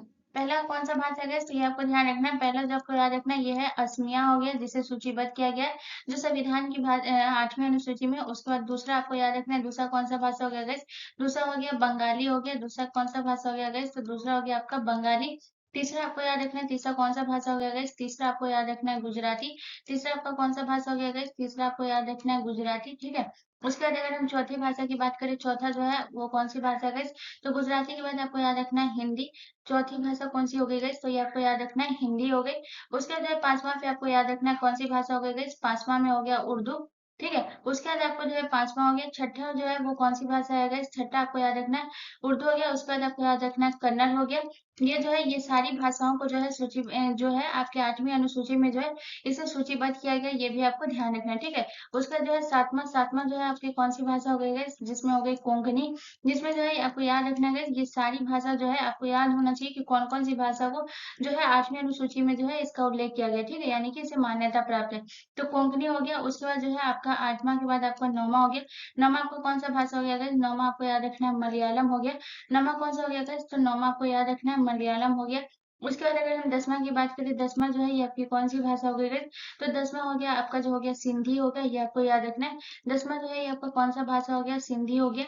उसके बाद जो है 10वाँ के बाद आपको 11वाँ आपको याद रखना है, जो कि हो गया बोडो, ठीक है? जो कि असम की जनजाति के द्वारा, पूर्वी जनजाति के द्वारा बोला जाता है। ये बहुत इंपॉर्टेंट है, पॉइंट याद रखिएगा गाइस। ये बोडो जो है इसे भी जो है संविधान की 8वीं अनुसूची में जो इसे सूचीबद्ध किया गया है। उसके बाद है 11 के बाद आपको 12 नंबर पे याद रखना है कौन-सी भाषा हो गई गाइस? तो आपको याद रखना है तमिल। उसके बाद आपका कौन-सा भाषा हो गया गाइस? तो हो गया उसके बाद आपको याद रखना है तमिल। उसके बाद आपको याद रखना है गाइस 12-13 नंबर पे हो गया आपका कौन-सा भाषा गाइस? डोगरी। ये जो है ये भाषा कहाँ बोली जाती है गाइस? तो ये आपको ध्यान रखना है डोगरी जो है ये कश्मीर में बोली जाती है। उसके बाद आपको याद रखना है गाइस कश्मीरी, ये भी जो है ये कहाँ बोली जाती है गाइस? तो कश्मीरी जो है ये भी आपका जो है कश्मीर में ही बोली जाती है। तो कश्मीरी और डोगरी जो है ये कहाँ बोली जाती है गाइस? ये आपको ध्यान रखना है, ये जो है ये बोली जाती है कश्मीर में, ठीक है? तो आपको रखना है कश्मीरी। उसके बाद 15 नंबर पे आपको याद रखना है कौन सी भाषा हो गई गाइस? तो 15 नंबर पे आपको याद रखना है कन्नड़। 15 नंबर पे कौन सी भाषा याद रखना है गाइस? तो कन्नड़ हो गया। कन्नड़ जो है यहाँ भी है, तो इसे कन्नड़ को इरेज कर देती हूँ, कन्नड़ नहीं होगा गाइस। तो यहाँ पे जो है आपको अगला याद रखना है कौन सी भाषा हो गई गाइस? संथाली। संथाली जो है ये संथाल जनजाति के द्वारा बोला जाता है, ये आप सभी को पता होगा। तो आपको जो है 15वां नंबर पे कौन सा याद रखना है? संथाली। उसका जो है 16वां भाषा आपको याद रखना है। 16वां कौन सा हो गया गाइस? आपको याद रखना है मैथिली। 16वां आपका कौन सा भाषा हो गया गाइस? 16वां आपको याद रखना है मैथिली। उसका बाद 16, उसके बाद आपको 17 नंबर पे याद रखना है, जो कि आपको याद रखना है तेलुगु। टोटल 22 भाषा लिखा रही हूँ ताकि आपको पता हो कि कौन-कौन सी भाषा को जो है 8वीं अनुसूची में सूचीबद्ध किया गया गाइस। बहुत इंपॉर्टेंट है, तो आप भी इसको नोट जरूर करिए। 8वां नंबर पे आपको याद रखना है गाइस पंजाबी। इसे भी जो है 8वीं अनुसूची में सूचीबद्ध किया गया, तो पंजाबी हो गया। उसका जो है 19 नंबर पे आपको याद रखना है कौन सा हो गया गाइस? 19 नंबर पे हो गया आपका उड़िया। उड़िया जो है ये भी एक भाषा है, ये भी आपको ध्यान रखना है। उसका जो है 20 नंबर पे आपका कौन सा हो गया गाइस? 20 नंबर पे हो गया आपका नेपाली। नेपाली भाषा को भी जो है 8वीं अनुसूची में सूचीबद्ध किया गया, तो ये भी आपको ध्यान रखना है नेपाली। 21 नंबर पे आपको याद रखना है कौन सी भाषा हो गई गाइस? तो 21 नंबर पे मणिपुरी। मणिपुरी को भी जो है ये 8वीं अनुसूची में शामिल किया गया है इस भाषा में, तो आपको याद रखना है मणिपुरी। और 22वें नंबर पे आपको याद रखना है कौन सा हो गया गाइस? मराठी। ये टोटल 22 भाषा में लिखाई होगा, जो कि आप सभी को पता होना चाहिए कि इतनी भाषाओं को जो है सूचीबद्ध किया गया 8वीं अनुसूची में, ये आपको ध्यान रखना है। क्योंकि इसमें से क्वेश्चन पूछ सकता है कि कितनी जो है आपको 4 ऑप्शन दे दो और पूछ दे कि 8वीं अनुसूची में कौन सी भाषा है जो शामिल नहीं है। तो आपको 22 भाषा पता होगा तभी आप इसका करेक्ट कर पाएंगे, तो इसी वजह से मैं ये लिखा है, इसको नोट कर लीजिएगा। चलिए नेक्स्ट क्वेश्चन की तरफ। अगला क्वेश्चन हमारा क्वेश्चन नंबर 8 है गाइस। क्वेश्चन नंबर 8 कह रहा है कि भारत में स्वर्ण का सबसे बड़ा उत्पादक राज्य कौन है? तो आपको बताना है कि स्वर्ण का सबसे बड़ा उत्पादक राज्य जो है वो कौन है? तो आपके ऑप्शन है, option A Chhattisgarh, option B Jharkhand, option C Telangana या ऑप्शन डी कर्नाटक। सो इसका जो करेक्ट आंसर होगा वो होगा option D is the correct answer. स्वर्ण का सबसे बड़ा उत्पादक राज्य जो है कि कर्नाटक है गाइस, ये आपको ध्यान रखना है। यहाँ जो है 50% से अधिक जो है ये जो है सोना ये उत्पादन किया जाता है इसका। तो यहाँ पे आपको ये भी याद रखना है कि कितना परसेंट गाइस याद रखना है आपको। तो 50% से अधिक जो है यहाँ सोना का उत्पादन होता है, ये आपको ध्यान रखना है। यानी कि देश का 50%, ठीक है, ये भी आपको ध्यान रखना है। देश का 50% जो सोना जो है ये कहाँ से प्राप्त होता है गाइस, ये आपको ध्यान रखना है। ये जो है कर्नाटक से होता है, ठीक है। उसका जो है सबसे इम्पोर्टेंट पॉइंट आपको ये याद रखना है कि जो है सबसे बड़ी सोने की खान, जो देश की सबसे बड़ी सोने की खान जो है वो किसे मानी जाती है गाइस, ये भी बहुत इंपॉर्टेंट पॉइंट है, आपको ध्यान रखना है कि देश की सबसे बड़ी सोने की खदान जो है ये कौन सी है। तो देश की सबसे बड़ी सोने की खदान, ठीक है। तो ये भी आपको पॉइंट नोट कर लेना है गाइस कि देश की सबसे बड़ी सोने की खदान कौन सी है, इसको नोट कर लीजिएगा गाइस। तो यहाँ पे जो है मैं लिखा रही हूँ इसको, बहुत इंपॉर्टेंट पॉइंट, सब जितना भी लिखा रही हूँ सब बहुत इंपॉर्टेंट है, इसको ध्यान रखिएगा। तो देश की सबसे बड़ी सोने की खदान जो है वो कौन सी है गाइस, तो ये आपको ध्यान रखना है। देश की सबसे बड़ी सोने की जो खदान है गाइस, ये आपको नोट करना है। ये कौन सी है गाइस, तो ये आपको ध्यान रखना है। ये है आपका कोलार गोल्ड फील्ड, ठीक है। ये कौन सा है गाइस, तो ये आपको ध्यान रखना है। कोलार गोल्ड फील्ड जो है ये देश की सबसे बड़ी सोने की खदान है, ये भी आपको ध्यान रखना है, ठीक है। कोलार गोल्ड फील्ड जो है ये भी आपको ध्यान रखना है, जिसे जो है आप ये भी जानते हैं केजीएफ के नाम से, जिसमें आपको ये भी याद होगा कि केजीएफ जो है फिल्म का नेम है, इसी पे रखा गया था गाइस कोलार गोल्डफील्ड, यानी कि KG और जो है आपका एफ, ठीक है। ये जो है ये देश की सबसे बड़ी सोने की खदान है। उसके बाद बात करते हैं छत्तीसगढ़। छत्तीसगढ़ में जो है भारत का चावल का कटोरा जो है वो किसे कहा गया गया, तो ये आपको ध्यान रखना है कि भारत का चावल का कटोरा जो है ये छत्तीसगढ़ को कहा गया, ठीक है। ये आपको ध्यान रखना है कि मध्य भारत के जो है भारत के जो है ये मध्य भारत का, ठीक है, मध्य भारत के चावल का कटोरा किसे कहा गया गया, तो ये आपको ध्यान रखना है कि मध्य भारत के चावल का कटोरा जो है ये छत्तीसगढ़ को क्या कहा गया, ये आपको ध्यान रखना है। चावल का कटोरा जो है ये किसे कहा गया गया, तो ये आपको ध्यान रखना है कि चावल का कटोरा जो है ये छत्तीसगढ़ को कहा गया। उसके बाद अगर तेलंगाना की बात करें गाइस, तो तेलंगाना का जो है मुंडम जो है जगह है, उसको जो है किस क्या कहा गया गाइस, तो ऊर्जा का, भारत के ऊर्जा का शहर जो है ये किसे कहा गया गाइस, तो भारत के ऊर्जा का शहर जो है ये कहा गया गाइस, ये आपको ध्यान रखना है तेलंगाना को। बहुत इंपॉर्टेंट है गाइस, इस सारी चीजों को नोट कर लीजिएगा। भारत के ऊर्जा शहर किसे कहा गया गाइस, तो तेलंगाना को, ठीक है। उसके बाद जो है झारखंड का आप सभी को पता ही होगा कि खनिज उत्पादन में जो है सबसे ज्यादा जो है खनिज उत्पादन कहाँ होता है गाइस, ये आपको पता होगा कि सबसे ज्यादा खनिज जो उत्पादन होता है ये कहाँ होता है गाइस, ये आपको ध्यान रखना है, ये झारखंड में होता है, ठीक है। चलिए नेक्स्ट क्वेश्चन की तरफ। अगला क्वेश्चन हमारा क्वेश्चन नंबर 9 है गाइस। क्वेश्चन नंबर 9 कह रहा है कि भारत का सबसे छोटा टाइगर रिजर्व इनमें से कौन सा है। मोस्ट इंपोर्टेंट प्रश्न है गाइस, ध्यान रखिएगा आप सबकी। भारत का जो सबसे छोटा टाइगर रिजर्व है वो कौन सा है, तो आपके ऑप्शन है Nagarjun Sagar Srisailam tiger reserve. Option B आपसे कह रहा है कि बोट टाइगर रिजर्व। ऑप्शन सी आपसे कह रहा है जिम कार्बोनेट टाइगर रिजर्व, या ऑप्शन डी आपसे कह रहा है कि पेरियार बाघ अभ्यारण्य। सो इसका जो करेक्ट आंसर होगा वो होगा option B is the correct answer. Bharat का सबसे छोटा टाइगर रिजर्व वो कौन सा है guys? तो आपको याद रखना है कि ये बोट टाइगर रिजर्व है, जो कि बहुत इंपॉर्टेंट पॉइंट है, ये आपको ध्यान रखना है। उसके बाद अगर हम बात करते हैं कि ये जो बोट टाइगर रिजर्व जो है ये कहाँ है guys, तो ये आपको ध्यान रखना है कि ये जो है महाराष्ट्र में है, ये आपको ध्यान रखना है, जो कि सबसे छोटा टाइगर रिजर्व है। ये कौन सा guys? ये महाराष्ट्र में है। उसके बाद अगर हम बात करें कि इसे जो है टाइगर रिजर्व जो है ये कब घोषित किया गया बाघ अभ्यारण्य के रूप में, तो ये आपको ध्यान रखना है कि इसे जो है बाघ अभ्यारण्य में दर्जा जो मिला था बोट टाइगर रिजर्व को, ये कब मिला था, 2014 में। तो आपको ये भी पॉइंट याद रखना है, 2014 में जो है इसे बाघ अभ्यारण्य के रूप में जो है इसे दर्जा दिया गया, ये भी आपको ध्यान रखना है। 2000 कब दिया गया था, बाघ अभ्यारण्य का दर्जा कब प्राप्त हुआ गया, तो 2014 में जो है इसे आपको ध्यान रखना है, किसमें बाघ अभ्यारण्य का जो दर्जा प्राप्त हुआ है वो कब हुआ है, तो ये आपको ध्यान रखना है 2014 में। बहुत इंपॉर्टेंट पॉइंट है जिसको नोट कर लीजिएगा, ये आपका प्रीवियस ईयर प्रश्न था, तो ये भी आपको नोट करना बहुत जरूरी है क्योंकि ये बहुत इंपॉर्टेंट है, ठीक है। तो ये आपको ध्यान रखना है कि बाघ अभ्यारण्य के रूप में जो है इसे कब दर्जा मिला, तो 2014 में बाघ अभ्यारण्य का इसे दर्जा दिया गया बोट टाइगर रिजर्व को, जो कि ये कहाँ है गाइस, ये आपको ध्यान रखना है गाइस कि ये महाराष्ट्र में, ठीक है। उसके बाद अगर हम जिम कार्बोनेट की बात करें गाइस, ये भी आपको ध्यान रखना है, ये जो है ये सबसे आपका प्राचीन प्राचीन जो है ये आपको ध्यान रखना है, ये प्राचीन जो टाइगर रिजर्व है आपका कौन सा है गाइस, तो ये प्राचीन जो है ये टाइगर रिजर्व है, ये आपको ध्यान रखना है, ये क्या है गाइस, तो जिम कार्बोनेट जो है ये आपका प्राचीन टाइगर रिजर्व है, ये आपको ध्यान रखना है। उसके बाद अगर हम बात करें गाइस कि ये आपका जो है किस राज्य में है, ये भी आपको ध्यान रखना है। तो ये सबसे प्राचीन टाइगर रिजर्व है, जो कि आपका कहाँ है गाइस, ये आपको ध्यान रखना है, ये उत्तराखंड में, ठीक है। ये आपका कहाँ है गाइस, तो ये आपके उत्तराखंड में, जो कि क्वेश्चन आपका ऐसे भी प्रीवियस ईयर था कि सबसे सबसे प्राचीन यानी कि सबसे पुराना जो टाइगर रिजर्व है वो कौन सा है? तो जिम कार्बोनेट जो कि उत्तराखंड में, ये आपको ध्यान रखना है। उसके बाद अगर हम बात करते हैं सबसे बड़ा टाइगर रिजर्व आपका कौन सा है, तो ये आपको ध्यान रखना है। सबसे बड़ा टाइगर रिजर्व जो है ये Nagarjun Srisailam tiger reserve है, जो कि आपका जो है आपको ध्यान रखना है सबसे बड़ा टाइगर रिजर्व है। ठीक है, ये आपको ध्यान रखना है। ये कौन सा है, तो ये आपको ध्यान रखना है सबसे बड़ा टाइगर रिजर्व है। बहुत इंपॉर्टेंट पॉइंट सब लिखा रही होगा, सबको नोट करते हुए चलेगा। अब बात करते हैं गाइस कि सबसे बड़ा टाइगर रिजर्व तो नागार्जुन है, लेकिन अगर हम बात करें कि ये किस राज्य में है गाइस, तो ये भी आपको ध्यान रखना है कि ये जो है ये आपका किस राज्य में, तो ये आंध्र प्रदेश में। ठीक है, तो ये भी आपको ध्यान रखना है कि ये किस राज्य में गाइस, तो ये भी आपको ध्यान रखना है कि नागार्जुन जो है ये किस राज्य में, तो ये आपको ध्यान रखना है कि ये आंध्र प्रदेश में। ठीक है, आपसे पूछेगा कि किस राज्य में गए, ये आपको ध्यान रखना है ये आंध्र प्रदेश में। ठीक है, उसके बाद पेरियार बाघ अभयारण्य ये किस राज्य में गए, ये आपको ध्यान रखना है ये केरल में। पेरियार बाघ अभयारण्य जो है ये कहाँ गए, ये केरल में। ठीक है, चलिए नेक्स्ट क्वेश्चन की तरफ। अगला क्वेश्चन हमारा क्वेश्चन नंबर 10 है गाइस। क्वेश्चन नंबर 10 कह रहा है कि हड़प्पा कालीन स्थल आलमगीरपुर किस नदी के किनारे स्थित था।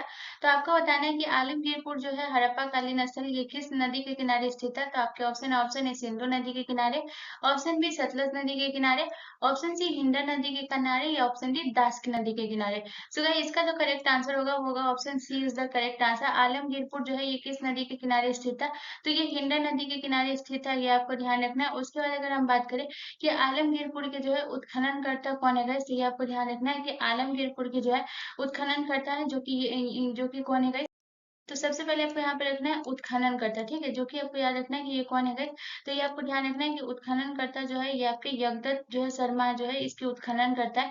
इसके उत्खनन करता कौन है गाइस आलमगीरपुर के, तो ये आपको याद रखना है यगदत्त शर्मा। ठीक है, उसके बाद अगर आपसे पूछे कि इन्होंने जो है इसका उत्खनन कब किया था यगदत्त शर्मा ने, तो ये भी आपको याद रखना है गाइस। तो उत्खनन करता जो है यगदत्त शर्मा है, जो कि कब किया था 1958 में जो है इसका उत्खनन किया था आलमगीरपुर का, ये भी आपको ध्यान रखना है। ठीक है, उसके बाद जो है सिंधु नदी के किनारे जो है ये आपका कौन सा हड़प्पा कालीन स्थल है, तो ये आपको याद रखना है मोहनजोदड़ो। मोहनजोदड़ो जो है ये किस नदी के किनारे गए, तो ये आपको ध्यान रखना है कि मोहनजोदड़ो जो है ये सिंधु नदी के किनारे स्थित है। ठीक है, ये आपको ध्यान रखना है। उसके बाद अगर सतलज नदी के किनारे की बात करें तो हड़प्पा कालीन स्थल जो रोपड़ है ये आपको ध्यान रखना है ये किस नदी के किनारे, ये सतलज नदी के किनारे। उसके बाद अगर हम दास्क नदी के किनारे की बात करें तो सुतका गेंडोर जो है ये किस नदी के किनारे का, इसे आपको ध्यान रखना है। तो सुतका गेंडोर जो है ये आपको ध्यान रखना है, सुतका गेंडोर जो है ये किस नदी के किनारे का, इसलिए आपको ध्यान रखना है।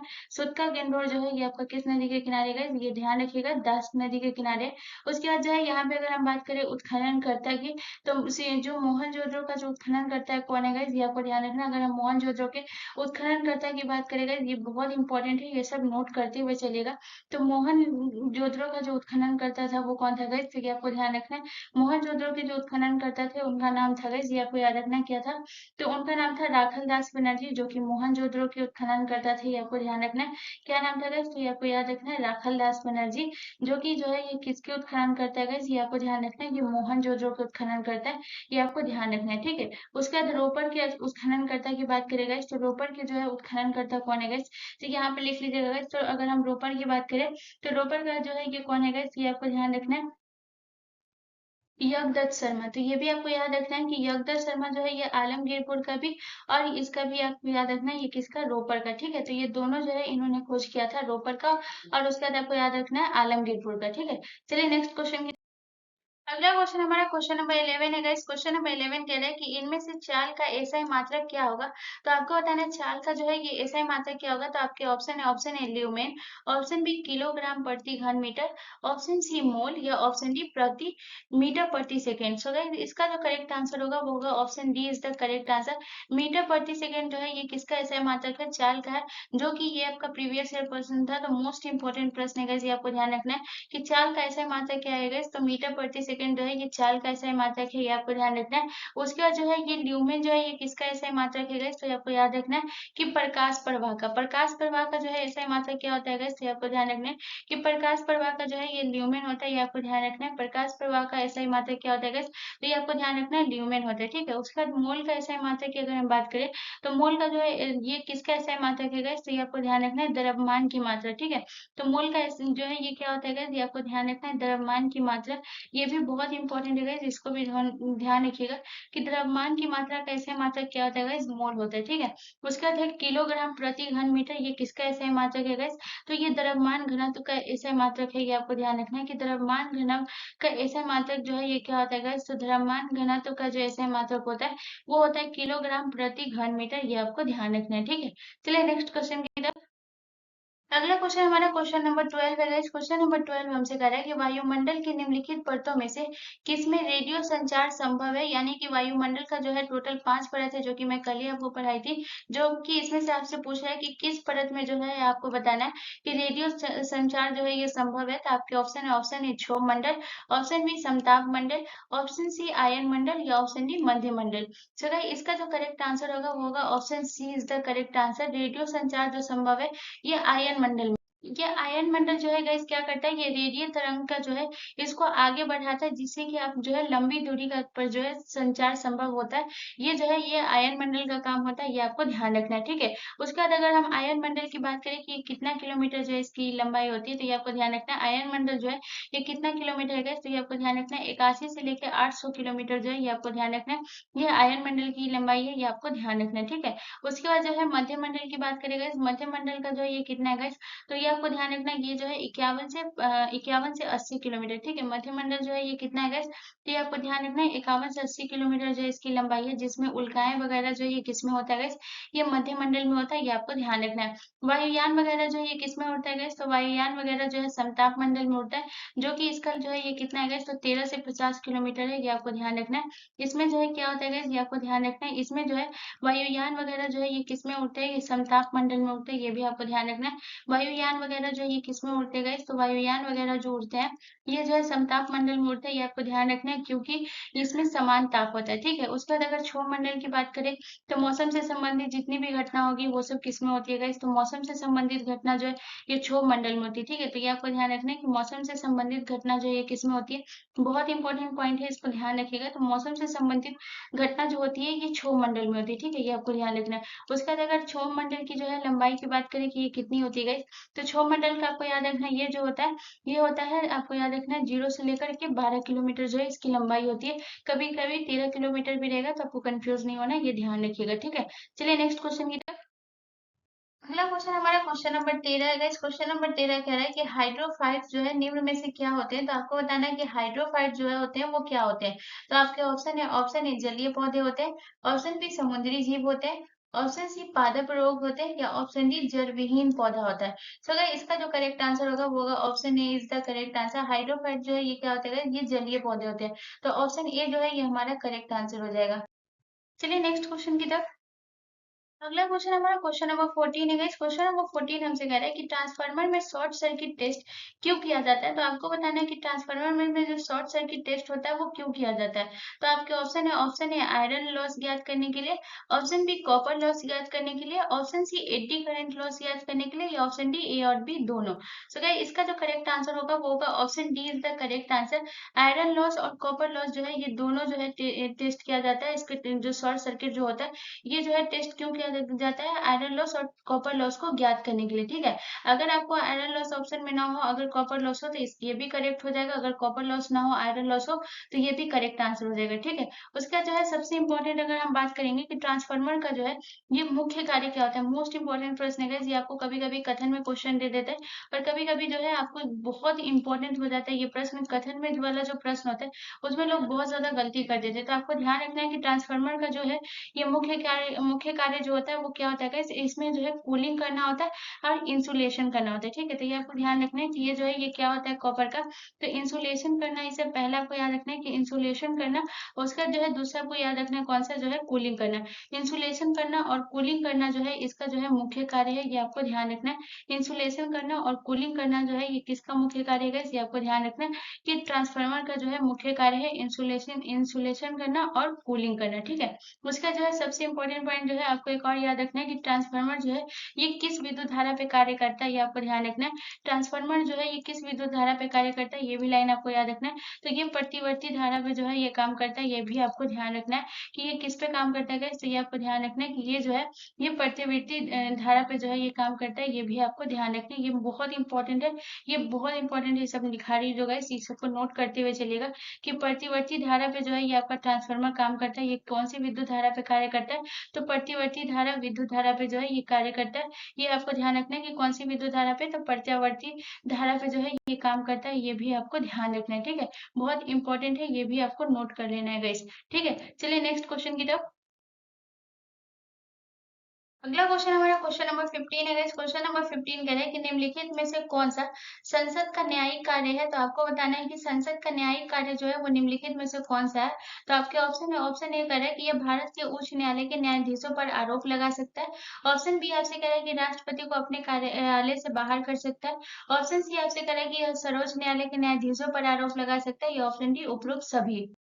तो इसका जो करेक्ट आंसर हो जाएगा वो हो जाएगा option D is the correct answer. ये जो है ये क्या करता है, ये भारत के उच्च न्यायालय के न्यायाधीशों पर भी आरोप लगा सकता है, लेकिन इसका कुछ शर्त होता है। ऐसे नहीं है कि संसद सीधे लगा सकता है, बट इसमें जो है इसका कुछ ये होगा कि जब इसके जो इसका रूल बना होगा उसके खिलाफ अगर कुछ होगा तो न्यायाधीशों पर भी आरोप लगा सकता है। राष्ट्रपति को भी अपने कार्यालय से बाहर कर सकता है, जिसमें जो है अनुच्छेद 61 में जो है महाभियोग भी दिया गया हुआ है, राष्ट्रपति पर महाभियोग लगाया जा सकता है संविधान का अतिक्रमण अगर करता है तो ये जो है ये आपको ध्यान रखना है, ये सभी कर सकता है, लेकिन इसके कुछ नियम है। ठीक है, चलिए नेक्स्ट क्वेश्चन की तरफ।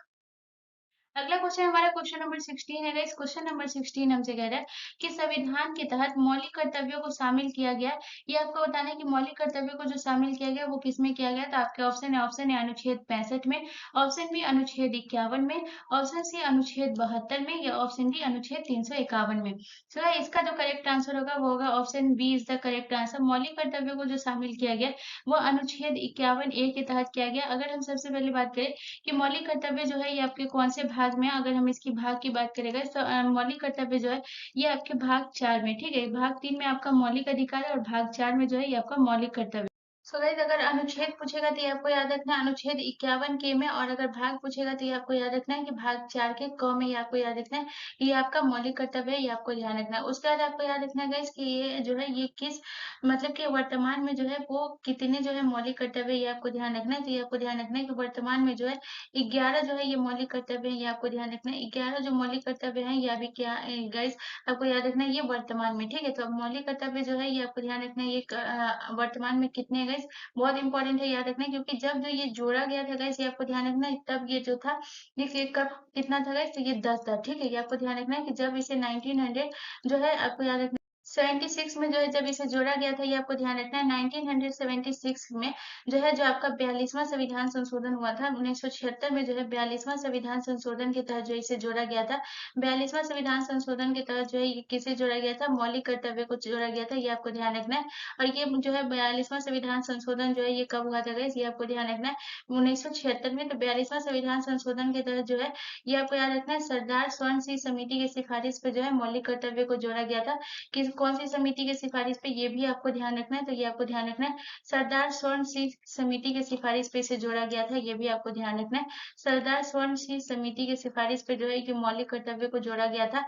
जब इसे जोड़ा गया था ये आपको ध्यान रखना है, जैसे जब जोड़ा गया था तब ये कितना था गाइस, तो ये आपको ध्यान रखना है। जब इसे जोड़ा गया था तो उस टाइम जो है इसकी संख्या कितनी थी गाइस, तो उस टाइम जो इसकी संख्या थी वो 10 थी, ये आपको ध्यान रखना है। 10 थी, 11 कब हुआ गाइस, तो ये आपको ध्यान रखना है 11 हुआ जब इसे इसमें जो है 86वां संविधान संशोधन हुआ था। 86वां संविधान संशोधन के तहत जो है मौलिक कर्तव्य को जोड़ा गया। जब तब अभी वर्तमान में कितना हो गया गाइस, 11। ठीक है, तो 86वां संविधान संशोधन के तहत जो है एक और मौलिक कर्तव्य को जोड़ा गया था, ये आपको ध्यान रखना है 86वां संविधान संशोधन के तहत। और जो है ये संविधान संशोधन जो हुआ था ये आपको ध्यान रखना है, ये जो है ये कब हुआ था, तो ये भी आपको ध्यान रखना है 86वां संविधान संशोधन हुआ था जो कि 2002 में हुआ था। उसके बाद जो है वर्तमान में 11 हो गया। ठीक है, ये आपको ध्यान रखना है। उसके बाद बात करते हैं गाइस कि ये जो है मौलिक कर्तव्य जो है ये किस देश से ली गई है, तो ये भी आपको ध्यान रखना है। यूएसएसआर पूर्व सोवियत सोवियत संघ से जो है ये लिया गया है, ये भी आपको ध्यान रखना है। ये जो यूएसएसआर यानी कि पूर्व सोवियत संघ से जो है ये आपका लिया गया है मौलिक कर्तव्य, ये भी आपको ध्यान रखना है। तो यहाँ से जो है आपको इतना पॉइंट याद रखना है जो कि बहुत इंपॉर्टेंट है, इस सारी चीजों को नोट कर लीजिएगा। ठीक है, चलिए नेक्स्ट क्वेश्चन की तरफ। अगला क्वेश्चन हमारा क्वेश्चन नंबर 17 है गाइस। क्वेश्चन नंबर 17 कह रहा है कि छह लोक नृत्य की कितनी प्रमुख शैलियां। मोस्ट इंपोर्टेंट प्रश्न है गाइस, ये आपको ध्यान रखना है। ये आपका प्रीवियस ईयर प्रश्न था गाइस, तो ये आपको ध्यान रखना है कि छह लोक नृत्य की जो है वो कितनी प्रमुख शैलियां हैं। तो आपके ऑप्शन है, option A 3, option B 7, option C 8 या ऑप्शन डी 5। सो गाइस, इसका जो करेक्ट आंसर होगा वो होगा option A is the correct answer. छह लोक नृत्य की जो प्रमुख शैली है वो कितनी है guys? ये आपको याद रखना है, 3 है। सबसे पहले अगर बात करें छह नृत्य जो है ये किस किस राज्य की लोक नृत्य है, तो सबसे पहले आपको याद रखना है झारखंड। झारखंड की लोक नृत्य है। सबसे पहले आपको कौन सा राज्य याद रखना है? सबसे पहले आपको याद रखना है ये झारखंड की लोक नृत्य है। दूसरा आपको याद रखना है ये किस राज्य की लोक नृत्य है guys? तो दूसरा आपको याद रखना है ये पश्चिम बंगाल की भी लोक नृत्य है। ये भी आपको ध्यान रखना है। दूसरा किस राज्य की लोक नृत्य है guys? तो दूसरा आपको याद रखना है ये पश्चिम बंगाल की लोक नृत्य है। ये भी आपको ध्यान रखना है। और उसके बाद आपको तीसरा जो है वो कौन सा है? तीसरा जो है आपको याद रखना है तीसरा किस राज्य की है, तो ये आपको ध्यान रखना है। तीसरा जो है ये किस राज्य की है? तो तीसरा जो हो गया ये आपके उड़ीसा। ठीक है, तो ये 3 राज्य की जो है ये लोक नृत्य है। छह लोक नृत्य ये जो है 3 राज्य की है। ठीक है, ये आपको ध्यान रखना है। उसके बाद जो है 3 राज्य की है, तो इस वजह से जो है इसे जो है आपको याद रखना है कि 3 विशेष प्रकार में जो है इसके जो है प्रकार होते हैं। ये आपको ध्यान रखना है। जिसमें से अगर झारखंड की बात करें तो झारखंड में जो है ये कौन सी शैली है गाइस? ये आपको ध्यान रखना है। तो सेराकेला जो है ये छौ जो है ये किस कहाँ की है गाइस? तो ये आपको ध्यान रखना है, ये झारखंड की बहुत इंपॉर्टेंट है। ये आपको ध्यान रखना है। सेरेकेला शैली जो है ये कहाँ की है? तो झारखंड की कौन सी शैली है गाइस? ये नोट करते हुए चलिएगा, बहुत इंपॉर्टेंट। ठीक है, तो सेरेकल्ला जो केला जो है ये कहाँ, ये केला शैली जो है ये झारखंड की शैली है। ये आपको ध्यान रखना है। 3 शैली है। ठीक है, सेरेकल्ला छौ है, ये छौ जो है अलग होता है, मतलब ये भी छौ होता है लेकिन ये अलग तरीके से किया जाता है। उसके बाद जो उड़ीसा, उड़ीसा में जो है ये कौन किस प्रकार की है गाइस शैली? ये आपको ध्यान रखना है। मयूरभंज, मयूरभंज। ठीक है, तो ये आपको ध्यान रखना है। उड़ीसा में क्या है गाइस? तो ये आपको ध्यान रखना है मयूरभंज शैली जो है ये जो है मयूरभंज छौ जो है ये कहाँ की है गाइस? तो ये आपको ध्यान रखना है। मयूरभंज छौ जो है ये कहाँ की है गाइस? ये आपको याद रखना है। मयूरभंज छौ जो है ये आपके ध्यान रखना है, ये जो है ये उड़ीसा की शैली है। ठीक है, ये आपको ध्यान रखना है। उसके बाद आपको याद रखना है पश्चिम बंगाल की, पश्चिम बंगाल की कौन सी शैली है गाइस? तो ये आपको ध्यान रखना है पुरुलिया। पुरुलिया शैली जो है ये शैली जो है ये कहाँ की है गाइस? तो ये आपको ध्यान रखना है। पुरुलिया शैली जो है ये आपको ध्यान रखना है, ये जो है ये कहाँ की शैली है गाइस? तो ये आपको ध्यान रखना है पश्चिम बंगाल की। तो ये 3 शैली आपको याद रखना है। और कौन सी शैली किस राज्य की, ये भी याद रखना है। और सेरेकेला और मयूरभंज जो है ये थोड़ा सिमिलर है, लेकिन जो बंगाल का जो होता है ना, पश्चिम बंगाल का जो है छौ, पुरुलिया छौ, ये थोड़ा अलग होता है, इन दोनों से भिन्न होता है। ठीक है, इनका मुखौटा। चलिए नेक्स्ट क्वेश्चन की तरफ। अगला क्वेश्चन हमारा क्वेश्चन नंबर 18 है। इस क्वेश्चन नंबर 18 हमसे कह रहा है कि सिंधु घाटी सभ्यता कहाँ तक विस्तृत थी। तो आपको बताना है कि सिंधु घाटी सभ्यता जो है ये कहाँ तक विस्तृत थी। तो आपके ऑप्शन है, ऑप्शन ए आपसे कह रहा है राजस्थान, बिहार, बंगाल और उड़ीसा, तमिलनाडु। ऑप्शन सी आपसे कह रहा है पंजाब, राजस्थान, गुजरात, उड़ीसा और बंगाल। ऑप्शन सी आपसे कह रहा है कि पंजाब, दिल्ली, जम्मू कश्मीर और कर्नाटक। ऑप्शन डी आपसे कह रहा है पंजाब, राजस्थान, गुजरात, उत्तर प्रदेश और हरियाणा। सो इसका जो करेक्ट आंसर होगा वो होगा option D is the correct answer. Sindhu घाटी सभ्यता जो है ये कहाँ तक विस्तृत थी? तो पंजाब, हरियाणा, गुजरात, उसके बाद हो गया पंजाब, राजस्थान, गुजरात, उत्तर प्रदेश, हरियाणा।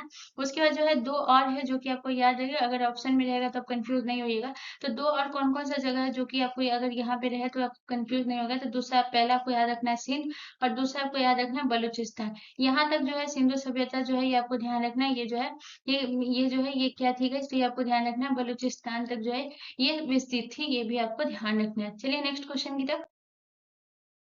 अगला क्वेश्चन हमारा क्वेश्चन नंबर 19 है गाइस। क्वेश्चन नंबर 19 कह रहा है कि भारतीय कृषि अनुसंधान संस्थान कहाँ स्थित है।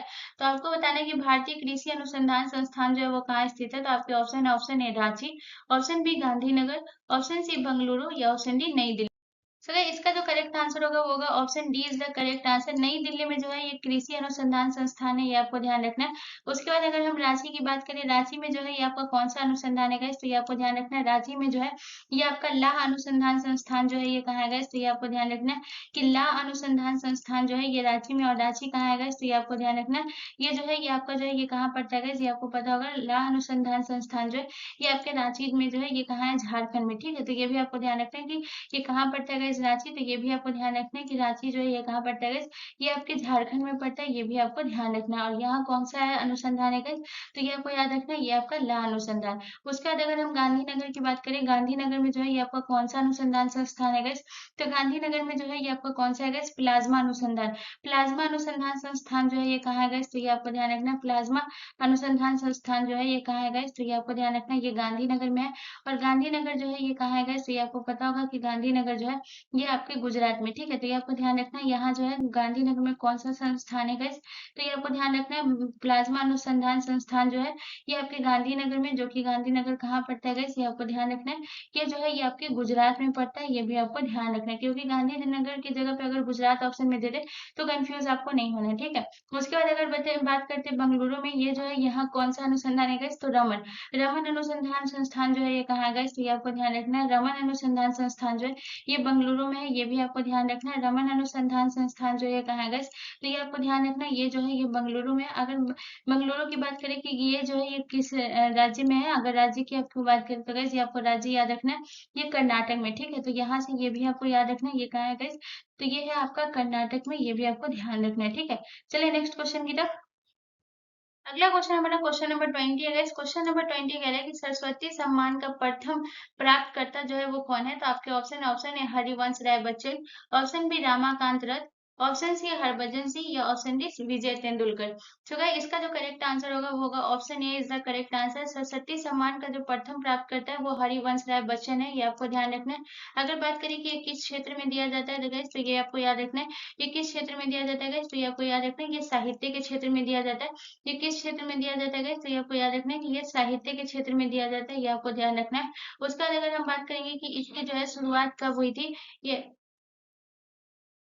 इसकी शुरुआत की बात करेंगे कि ये जो है इसकी शुरुआत कब हुई थी गाइस, तो ये आपको ध्यान रखना है कि इसकी जो शुरुआत हुई थी सरस्वती सम्मान की, ये 1991 में हुई थी, ये आपको ध्यान रखना है। इसकी शुरुआत जो है ये कब हुई थी, 1991 में, और इसे जो है सबसे पहले कौन प्राप्त किया था, तो हरिवंश राय बच्चन जो है ये प्राप्त किए थे, ये आपको ध्यान रखना है। इनको जो है किसके लिए जो हुआ था, तो 4 खंडों की आत्मकथा के लिए जो है इन्हें ये पुरस्कार दिया गया था।